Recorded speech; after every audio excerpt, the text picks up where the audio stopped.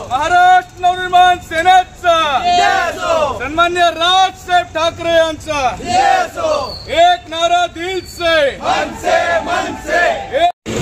आज बीड शहरामध्ये माननीय राजसाहेब ठाकरे यांच्या ताफ्यासमोर काही उबाटा गटाच्या नपुसक लोकांनी जो प्रकार केला त्याचा आम्ही निषेध करतोय आणि माझं त्यांना एकच सांगणं आहे, तुमच्यात जर हिंमत असेल तर मैदानात या, तुमची लायकी दाखवून दिल्याशिवाय महाराष्ट्र सैनिक राहणार नाही।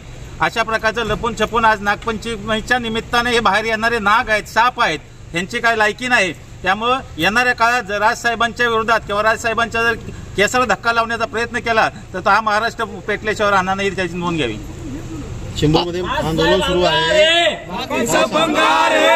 माननीय राजसाहेब ठाकरे यांच्या बाबत जर असे प्रकार घडत असतील तर हे आंदोलन पूर्ण महाराष्ट्रामध्ये होईल। त्याच्यामुळे फक्त चेंबूरच नाही, संपूर्ण महाराष्ट्रामध्ये राजसाहेबांवर निष्ठा असणारा महाराष्ट्र सैनिक आहे आणि या उबाटा गटाचे आता वाघ राहिलेले नाहीत, हे बिळातनं कधीतरी बाहेर येणारे साप राहिलेले आहेत। त्यामुळे त्याचा आम्ही विचार करत नाही, परंतु आमच्या नादाला लागायचं का नाही हा विचार त्यांनी नक्की करावा। सुपारी फेकून त्यांनी कुठेतरी ठाकरे गटाने सुपारी फेकून कुठेतरी हे दाखवण्याचा प्रयत्न केलेला आहे की राज ठाकरे हे सुपारी घेऊन बोलतात किंवा त्यांच्यावरती तशा प्रकारे टीका सुद्धा आतापर्यंत झालेली आहे। किती जणांच्या सुपारी घेतल्या? शरद पवारांची घेतली, काँग्रेसची घेतली, मराठी माणसाला संपवण्याची सुपारी तुम्ही घेतलेली आहे ती बंद करा पहिलं, त्याच्यानंतर बोला। 50 वर्ष काँग्रेस सत्तेत असताना त्या युतीमध्ये तुम्ही सुद्धा गेला होता, या मराठा बांधवांना काय दिलं? मराठा बांधवांना भडकावण्याचं काम तुम्ही केलेलं आहे।